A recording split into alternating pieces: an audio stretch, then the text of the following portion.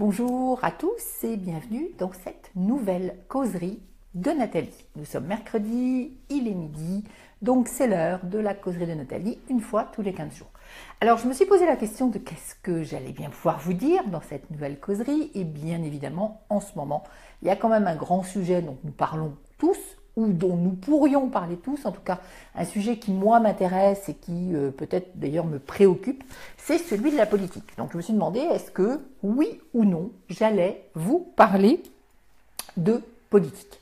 Et en réalité je vais vous en parler, mais pas forcément de la manière dont vous le pensez et pas forcément pour vous dire que je suis pour ou contre tel ou tel candidat. Alors pourquoi Eh bien parce que, alors déjà, première chose intéressante, l'autre jour, j'ai aussi parlé de politique. J'ai parlé de François Fillon, c'était il y a quelque temps, j'ai parlé de Benoît Hamon, et quelqu'un m'a dit « Mais pourquoi vous parlez de ça ? En réalité, vous êtes spécialiste de l'indépendance financière, vous êtes coach en intelligence financière, vous n'êtes pas censé parler de politique. » Eh ben, je suis absolument désolée. Je suis censée parler de politique exactement comme tout le monde en tant que citoyenne. Parce que je suis une citoyenne et en tant que citoyenne, j'ai le droit de dire ce que je pense, si tant est que je pense. On va y revenir tout à l'heure. Alors, je vois que vous êtes déjà un certain nombre à être là. Est-ce que vous voulez bien me dire que vous êtes là? Est-ce que vous voulez bien me dire que vous m'entendez? En mettant le pouce, en disant j'aime, en également transmettant cette vidéo aux personnes qui sont autour de vous, en indiquant aux personnes que vous la regardez, donc vous pouvez la partager dans votre fil d'actualité. En haut, vous avez un petit truc pour partager, puis si c'est pas en haut, c'est en bas, et si c'est pas en bas, c'est sur le côté. Trouvez, faites quelque chose pour effectivement partager ça. Donc, je reprends mon propos. Donc effectivement, quelqu'un qui me dit mais pourquoi tu parles de politique? C'est pas ton rôle. Eh bien je suis désolée, nous sommes tous des citoyens et s'il y a une chose auquel je tiens, c'est avant même la notion de démocratie, la notion de république. La république, c'est la res publica, c'est-à-dire effectivement le fait que ce soit la chose publique donc, dont on puisse tous parler.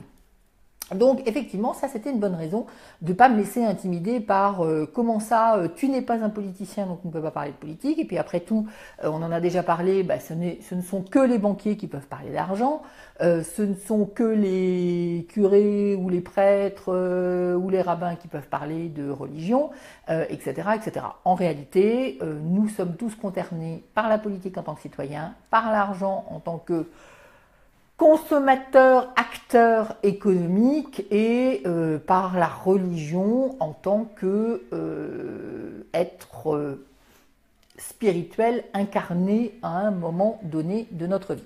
Donc tout ça fait que, effectivement, ce sont des sujets que l'on a absolument le droit de traiter, sur lesquels on a le droit de se positionner. Et si par hasard, vous n'avez pas envie de m'entendre sur le sujet, allez voir ailleurs, c'est tout ce que je peux vous dire.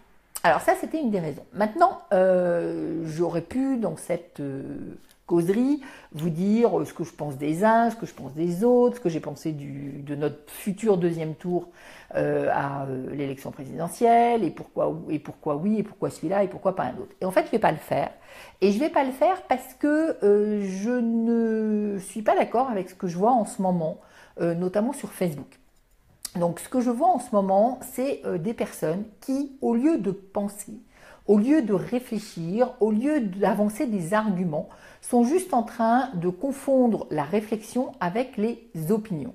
Et qui, grosso modo, se comportent en mini-dictateurs. C'est-à-dire que, quelque part, j'allais dire, chaque page Facebook est devenue une espèce de dictature à soi tout seul. Alors, ça donne, oui, mon candidat n'est pas au deuxième tour, donc puisque c'est ça, je boude.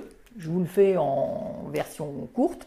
Donc je boude, donc je n'irai pas voter. Donc ceux qui sont au deuxième tour de toute façon, c'est des abrutis. Je n'en veux pas. Donc soit je n'irai pas voter, soit je voterai blanc, soit je vais à la pêche, soit je pars de France. Enfin tous les trucs, voilà. Autrement dit, c'est des crises d'enfants gâtés. C'est du style, je suis désolée, mais alors je suis désolée de le dire aussi un peu franchement, mais c'est vraiment des crises de les gens sont pas d'accord avec moi, donc puisque c'est ça, je boude, je tape des pieds et je me désintéresse de ce qui se passe dans la politique. C'est pas du tout démocratique, ça s'appelle une dictature.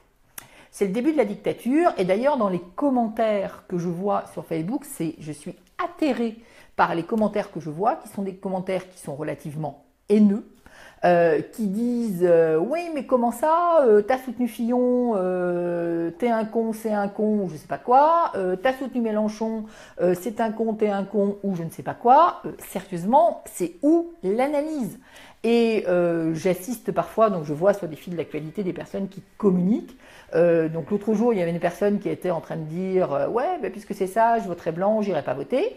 Quelqu'un lui a fait fort judicieusement et intelligemment remarqué qu'on était dans une démocratie, qu'on était dans un scrutin à 2 tours, que quand son candidat n'était pas là, représenté au 2e tour, qu'elle pouvait en être chagrinée, ce que je comprends, mais qu'en l'occurrence, la solution, c'était pas de dire, bon, bah, puisque c'est ça, je m'en vais. Non, la solution, c'était de dire, bah, maintenant, j'ai le choix, comme dans tous les 2e tours, entre 2 personnes, et je choisis peut-être le moins pire, peut-être celui qui correspond le mieux à mes idées, peu importe, mais en tout cas, ce choix-là, il est démocratiquement mis en avant.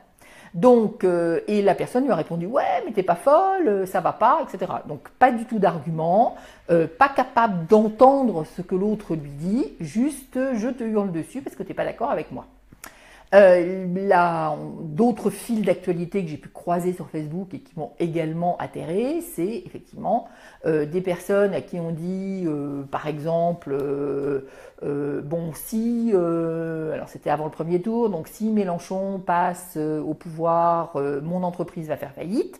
Pourquoi? Parce qu'il y a augmentation du SMIC, augmentation des charges sociales. C'est un argument ou c'est une prise de position de quelqu'un, et une personne en face qui est donc mélenchoniste lui répond mais non, pas du tout, d'ailleurs, il n'y a que les grosses entreprises qui vont trinquer, les petites, elles ne vont pas trinquer. L'autre lui dit, écoute, je te dis que si on augmente le SMIC, moi je vais avoir un problème. Et à ce moment-là, la personne numéro 2, donc qui répond, fait quoi? Fait un copier-coller du programme de Mélenchon sur ce point précis en disant, bah, t'as qu'à lire, tu verras bien que c'est marqué dedans. Mais en réalité, ce qu'elle fait, c'est qu'elle s'abstient de réfléchir elle-même à la question. C'est-à-dire qu'elle n'est pas capable d'avoir réfléchi à quelles sont les mesures de Mélenchon ou d'un autre, là c'était le cas de Mélenchon, mais ça aurait pu être autre chose, pour dire je reprends ces mesures, je suis capable de les réexpliquer, je me les suis appropriées, j'ai compris ce qu'il y avait derrière, et je t'explique que non, tu as tort, ou bien peut-être tu as raison, j'en sais rien, mais enfin en tout cas, il y a ça et ça qui se passe. Non, non, c'est moi de toute façon, c'est comme ça, j'ai envie de penser que c'est Mélenchon qui est mon champion, donc je n'ai aucune espèce de réflexion, et puis juste t'as qu'à aller pomper ce qui est dans le programme au lieu de réfléchir et de pouvoir présenter des arguments. Et je trouve ça mais vraiment d'une tristesse infinie, parce qu'en définitive, les personnes ont oublié de réfléchir, qu'elles ont commencé à confondre les opinions avec la réflexion, avec l'analyse. Et moi, si j'avais un message à donner, c'est mes bon sang, réfléchissez au programme des uns et des autres. Vous pouvez ne pas être d'accord avec le programme des uns et des autres, mais arrêtez simplement de dire parce que je l'aime pas, parce qu'il a un délit de sale gueule, parce que... alors le truc que je trouve hallucinant, c'est les personnes qui vont critiquer Macron en disant parce que c'est un financier. Ok, bon, il vient du domaine de la finance. Ça a certainement des répercussions, je suis pas non plus, je ne vis pas au pays des bisounours, mais pour le coup, dire le début et la fin de l'analyse contre Macron, c'est de dire c'est parce que c'est un financier, c'est comme si le début et la fin de l'analyse contre qui vous voulez, c'est parce que c'est un homme, c'est parce que c'est une femme, c'est parce que il est blond, elle est blonde, il a les yeux bleus ou il a les yeux bruns. En l'occurrence, moi la raison qui fait que je pourrais dire bah oui non mais Macron ça va pas ou Macron ça va, c'est parce qu'il a les yeux bleus. C'est juste débile. Voilà. Donc c'est vraiment intéressant que vous vous posiez la question de est-ce que vous avancez des arguments ou est-ce que vous avancez des opinions. Et le problème des opinions, c'est que ça ramène à se friter sur l'opinion. Et c'est grosso modo, en l'occurrence, puisque je vois marqué Marie qui dit au second tour c'est Marine même à contre-cœur. Ok, la question c'est quoi le pourquoi, c'est quoi le comment, quelles sont les raisons. Et donc effectivement non, je peux pas vous dire qui je vote au second tour justement parce que, enfin en l'occurrence je voterai Macron. dire si, pourquoi pas. Mais pourquoi est-ce que je ne veux pas rentrer là-dedans? Parce que à la fin, c'est oui, mais t'es un con parce que tu votes Macron ou t'es fasciste parce que tu votes Marine Le Pen, c'est totalement idiot. Et je pense qu'une des raisons pour lesquelles effectivement Marine Le Pen est au second tour et après tout pourrait être élue, peut-être pas cette fois-ci, mais peut-être une autre fois, c'est tout simplement parce que il n'y a aucun argument contre ce qu'elle dit et que les personnes en face, je dis pas qu'elle a raison, je dis pas qu'elle a tort, je dis juste que la manière qu'ont les personnes de s'exprimer contre Marine Le Pen, c'est de dire elle est fasciste. Ok. Ou c'est de dire oui mais c'est le Front National et le Front National ils sont racistes. Ok, ça s'appelle une opinion. Il n'y a rien de justifié derrière. Je ne dis pas qu'ils ne le sont pas. Je dis juste que tant que la communication elle est à ce niveau-là, c'est-à-dire mon opinion contre ton opinion, on ne risque pas de progresser, on ne risque pas d'avancer. Et j'allais dire au niveau individuel, vous ne risquez pas de grandir. Voilà.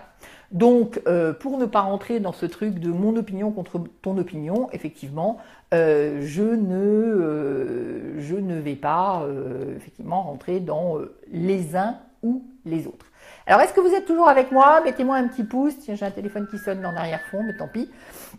Mettez-moi un petit pouce pour me dire si vous êtes là et puis surtout si vous êtes d'accord, si vous pensez vous aussi qu'on est sur des débats qui sont un petit peu stériles, qui sont plutôt des prises de position que des analyses et je dirais surtout mais vraiment rentrer au maximum dans les analyses parce que en réalité certaines personnes disent ah oui mais on n'est pas en démocratie.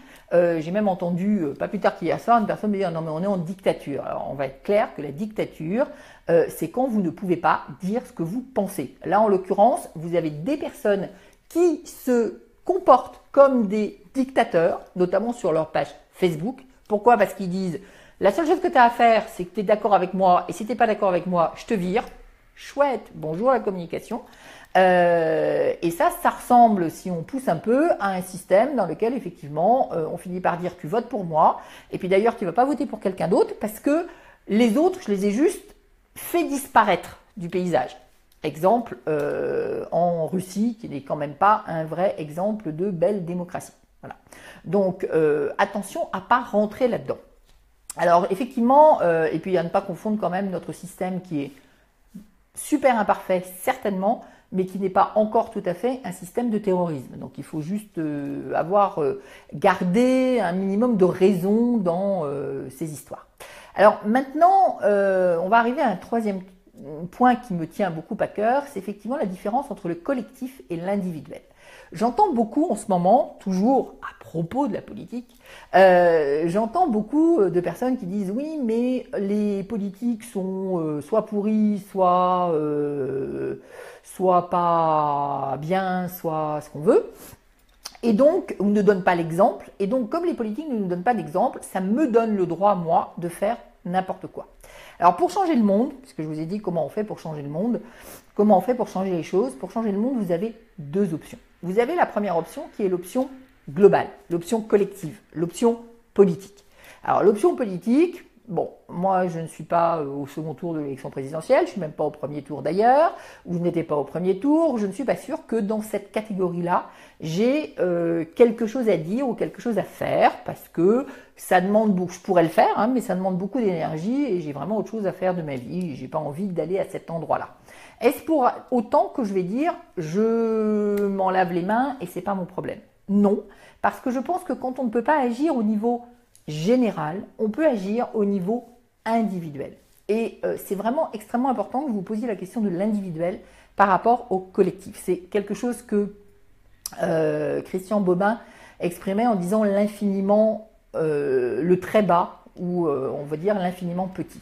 Est-ce que j'agis moi en responsabilité au niveau individuel, même si je n'ai pas la possibilité d'être influente au niveau collectif. Alors quand je reprends mon exemple de politique qui ne donne pas l'exemple, ça donne quoi? Ça donne, sous prétexte que les politiques ne donnent pas l'exemple, et je suis désolée qu'ils ne le donnent pas, parce qu'effectivement, quand ils piochent dans la caisse, je trouve qu'ils pourraient juste éviter de le faire, est-ce que moi, je décide que je vais piocher dans la caisse? Autrement dit, par exemple, puisque la conversation que j'avais hier avec une personne, c'était oui, mais les politiques donnent pas l'exemple, donc après tout, je regarde à travailler pour ma pomme, et travailler pour ma pomme, ça veut dire que je vais peut-être partir de France, parce que comme ça, je ne paierai pas d'impôts, et puis j'utiliserai le système, certes, mais à distance, et j'aurai 100% de mon bénéfice dans la poche, ce qui est relativement égoïste. Mais, et je disais, bah oui, mais je trouve que c'est un petit peu égoïste, parce que les clients, ils sont toujours en France, et comme ils sont toujours en France, ça veut dire qu'on continue à être dans le système, tout en tirant 100% bénéfice pour soi. Et quelqu'un me dit, ah ben oui, mais non, mais bon, puisque les politiques sont pas clean, moi je vois pourquoi je serais clean ou pas clean.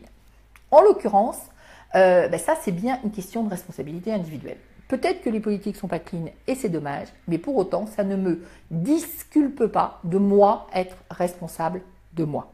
Et donc, ça, c'est une chose extrêmement importante sur laquelle je voudrais insister, c'est que vous devez vous poser la question de comment je fais changer les choses à mon niveau, à moi, comment je prends, moi, la responsabilité d'un certain nombre de choses. Et c'est pas parce que tous les autres sont des truands que je dois devenir un truand, parce que dans ce cas-là, c'est moi qui décide d'être truand.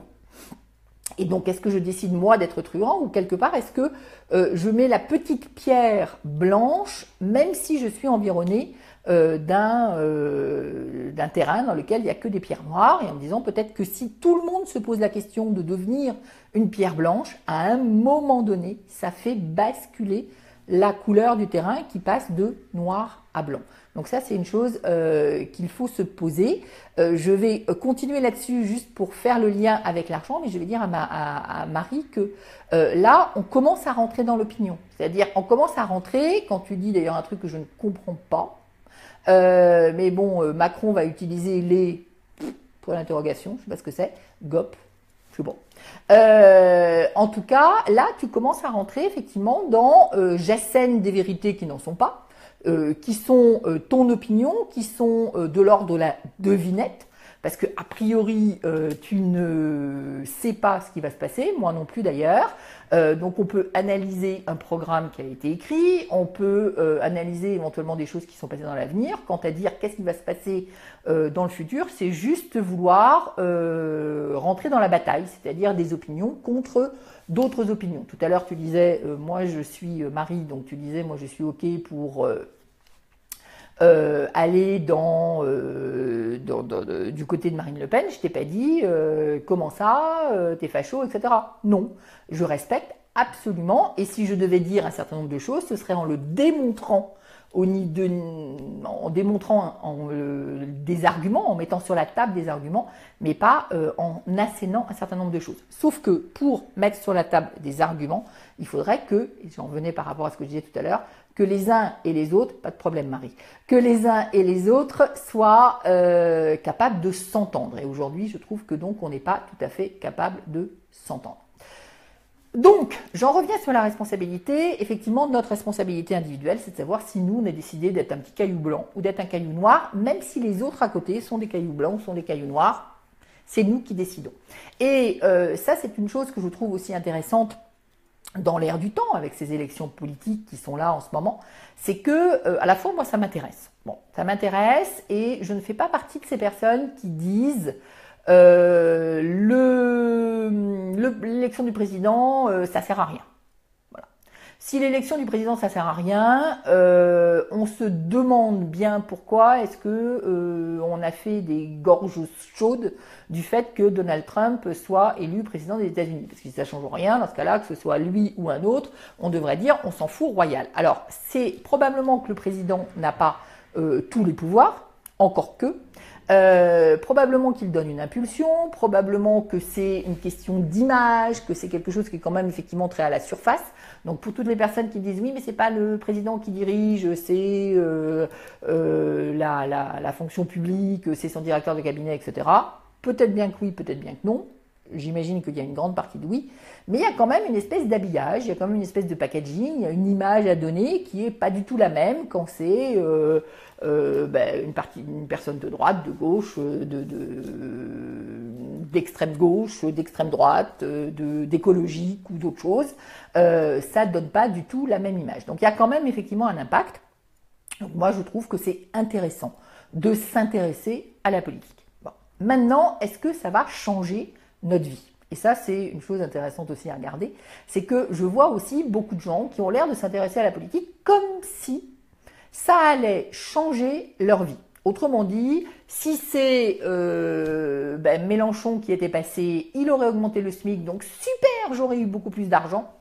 Si c'est Fillon qui était passé, il aurait augmenté la TVA, donc patatras, je serais au bord de la ruine, etc., etc. Et en réalité, moi je pense que autant ça n'est pas que pour du beurre, les élections présidentielles, législatives, etc., autant nous avons tous une responsabilité individuelle et une carte à jouer au niveau individuel.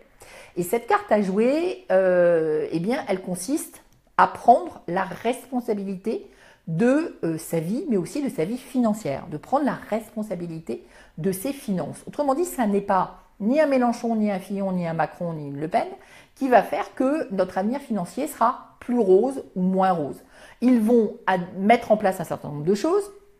J'espère que d'ailleurs leur job, qui que ce soit, ça sera de faire en sorte que l'environnement qui constitue la France soit plus porteur, donc on va dire positif ou orienté positivement, mais que ce soit dans un environnement positif ou dans un environnement moins positif, c'est pas eux qui vont faire mon avenir financier, c'est pas eux qui vont faire que mon avenir même professionnel, c'est pas eux qui vont faire que je vais avoir une entreprise florissante ou une entreprise pas florissante.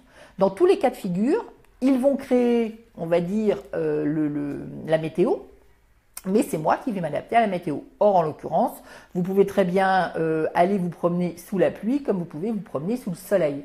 Vous pouvez vivre une superbe journée alors qu'il fait très beau. Vous pouvez vivre une superbe journée alors que vous êtes en pleine tempête, de la même façon que vous pouvez aller effectivement avoir une journée tout à fait exécrable alors même qu'il y a un superbe soleil. Donc, ça n'est pas l'environnement qui va faire la réalité de votre vie. Donc, moi, ce que je voulais vous dire, effectivement, c'est faire passer ce message, de prenez la responsabilité de votre vie. Oui, intéressez-vous à la politique, ok, mais n'attendez pas que le résultat de cette élection change quelque chose à ce que vous avez dans votre vie. Ce que vous avez dans votre vie, c'est vous qui allez le créer. Et d'ailleurs, je trouve extrêmement important donc, que vous soyez aux commandes de vos finances. C'est pour ça que j'organise très prochainement entre la présidentielle et les législatives, une journée à Paris, une journée le 13 mai, qui va s'appeler les clés de l'indépendance, parce que je crois effectivement à la responsabilité et à l'indépendance. L'indépendance, alors ça peut être l'indépendance professionnelle, ça peut être surtout l'indépendance financière, c'est pouvoir effectivement être en charge de sa vie. Et donc cette journée à Paris, je vous mettrai le lien tout à l'heure une fois que le live sera fini. Vous pouvez vous y inscrire, vous pouvez venir pour apprendre à créer votre indépendance financière, apprendre à devenir responsable de vos finances et commencer à vous dire, bah oui, effectivement, ma vie, quelle qu'elle soit et quel que soit le président élu, l'assemblée élue, les circonstances, c'est moi qui vais faire la différence. Alors, j'ai vu passer un certain nombre de commentaires qui, justement, rentrent dans ce genre de choses que je ne veux pas, à savoir commencer à débattre, à dire est-ce que Macron est courageux ou pas courageux. D'abord, j'en sais rien. D'abord, je m'en fous, j'ai pas d'action. Donc, effectivement, attention parce qu'on est très très vite, encore une fois, dans l'opinion. Bénédicte dit on ne peut pas le créer avec des bâtons dans les roues continuelles. Si, la réponse est si. Alors ça n'est strictement pas vrai. Tant que vous pensez que c'est les autres qui vont faire votre vie, que ce soit l'un, l'autre, l'une, peu importe, à ce moment-là, effectivement, vous avez un problème puisque ce n'est plus vous qui êtes responsable de votre vie, c'est l'autre qui est responsable de votre vie. Et je pense que vous pouvez créer votre indépendance financière, créer votre avenir financier, même si vous avez des bâtons dans les roues en continuité, et soit dit en passant, encore une fois, on va rester dans des choses raisonnables, on va rester dans de la réflexion, et quelle que soit la personne au pouvoir en France, on n'a pas des bâtons dans les roues en permanence. Les bâtons dans les roues en permanence, je vais vous dire ce que c'est pour moi. C'est par exemple quand vous êtes dans un pays tel que l'Algérie, où effectivement vous ne pouvez pas sortir d'argent de France, vous ne pouvez pas acheter d'Algérie, pardon. Vous ne pouvez pas sortir d'argent, vous ne pouvez pas disposer de votre argent comme vous voulez, vous ne pouvez pas acheter sur Internet, vous ne pouvez absolument pas acheter un produit en dehors de l'Algérie. Et ça veut dire effectivement avoir des bâtons dans les roues. Pourquoi? Parce que vous n'avez pas la possibilité de vous former, vous n'avez pas la possibilité d'investir sur vous, vous n'avez pas la possibilité d'apprendre. Et ça, effectivement, pour moi, ça devient des conditions difficiles. Mais même avec ces conditions difficiles, eh bien, vous pouvez y arriver. Alors, vous dites, Bénédicte, moi j'ai voulu créer mon entreprise, mais je n'ai pas pu à cause de la paperasserie. C'est pas vrai, vous n'avez pas pu parce que, et je suis désolée d'être un tout petit peu comme ça, chamboulante, comme ça aujourd'hui, comme ça à midi, je ne vais pas dire au saut du lit, mais presque. Vous n'avez pas pu parce que vous n'avez pas voulu vous rentrer dans ce système de paperasserie. C'est pas la paperasserie qui est en cause. C'est vous qui n'avez pas voulu faire avec cette paperasserie. Pourquoi pas? C'est un choix, c'est une réalité, mais la réalité, c'est pas la paperasserie qui fait, même si, en l'occurrence, je suis d'accord aussi que si on avait moins de paperasse, je suis la première à dire que je vais faire de l'émigration ou de la fuite, de l'exil administratif. Pourquoi? Parce qu'effectivement, je m'énerve assez régulièrement contre le nombre de papiers qu'on a à remplir. Donc oui, la France est un pays qui est un pays assez procédurière, un pays assez contrôlant, dans lequel il y a beaucoup de papiers à remplir, et ça me saoule exactement comme tout le monde. Le truc, c'est est-ce que je m'en sers pour dire je ne peux pas créer d'entreprise? Est-ce que je m'en sers pour dire je ne peux pas avancer? Est-ce que je m'en sers pour dire c'est pour ça que je perds de l'argent? Est-ce que je m'en sers pour dire oui mais je gagne pas suffisamment d'argent? Est-ce que je m'en sers pour dire je ne peux pas créer, je ne peux pas avancer, je ne peux pas faire des choses? La réponse est non. Je ne m'en sers pas pour ça, je m'en désole un peu, j'essaie de faire en sorte que soit de trouver des solutions à mon niveau, soit justement de mettre un bulletin dans l'urne qui fasse qu'on aille vers moins de paperasserie plutôt que plus. Ok, ça c'est au niveau c'est au niveau de ce que je peux faire au niveau, encore une fois, grand. Mais ce que je trouve intéressant, c'est vraiment que vous regardiez, non pas, puisqu'on ne peut pas changer le monde, on ne peut pas changer comme ça du jour au lendemain le monde. On essaie, mais on a un bulletin parmi 47 millions de bulletins. Quand on élit un président de la République, et encore on élit quelqu'un qu'on trouve que quand même il a assez peu de pouvoir. Donc autant dire que quand j'agis à cet endroit-là, j'agis avec un minimum de capacité d'action, puisque j'ai un bulletin sur 47 millions et que mon bulletin sur 47 millions, c'est pour élire une personne que je considère qui n'a pas, lui, tellement de capacité d'action. Par contre, quand je travaille sur moi, quand je travaille en direct avec moi, eh bien, j'ai quasiment 100%. Il y a de l'inconscient, il y a d'autres choses, donc c'est pas tout à fait 100%.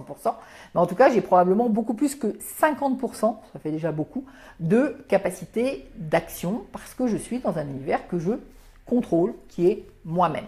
Donc, ne pas reporter sur l'extérieur notre force, mais au contraire, considérer que c'est à nous de travailler sur notre état d'esprit financier, sur nos finances, sur notre état d'esprit, sur notre capacité à réussir, sur notre confiance, sur notre créativité. Je pense qu'on n'est pas suffisamment créatif, mais aussi sur notre réflexion pour pouvoir discuter les uns avec les autres. Voilà. Donc, je vous invite tous, pour ceux qui veulent, à me rejoindre le 13 mai à Paris pour cette journée consacrée à votre liberté financière, à votre indépendance financière, à vos capacités de grandir et d'être responsable de votre vie. Voilà, donc je crois qu'il y a quelques questions auxquelles je n'ai pas pu répondre parce qu'elles sont passées trop vite et elles ont disparu de mon écran. Peut-être que je reprendrai. Donc d'abord, si vous avez d'autres questions, d'autres commentaires à faire, faites-les sous cette vidéo, que ce soit sur Facebook, dans le fil d'actualité, vous allez voir apparaître la vidéo, mais ça peut être aussi sur YouTube puisqu'elle va y arriver incessamment sous peu. Donc faites ce qu'il faut. Bénédicte, sans argent, je fais comment? Vous trouvez des clients, vous trouvez quelque chose à leur vendre, vous leur vendez, ils vont vous donner de l'argent. Très concrètement, l'argent, c'est les clients qui les ont. Donc vous me dites, ok, je peux créer, mais sans argent, je fais comment? Eh bien, vous allez trouver comment vous allez avoir des clients, et des clients, on peut en avoir même en leur vendant des choses très simples dans un premier temps qui font que votre caisse soit plus remplie, et après vous irez vers la chose que vous avez envie de créer si c'est quelque chose qui demande par exemple une mise de fonds. Voilà, donc c'est une réponse comme une autre. Donc posez vos questions, donnez-moi vos commentaires sous cette vidéo, que ce soit sur Facebook, que ce soit sur YouTube, pour ceux qui vont à un moment donné voir cette vidéo sur YouTube.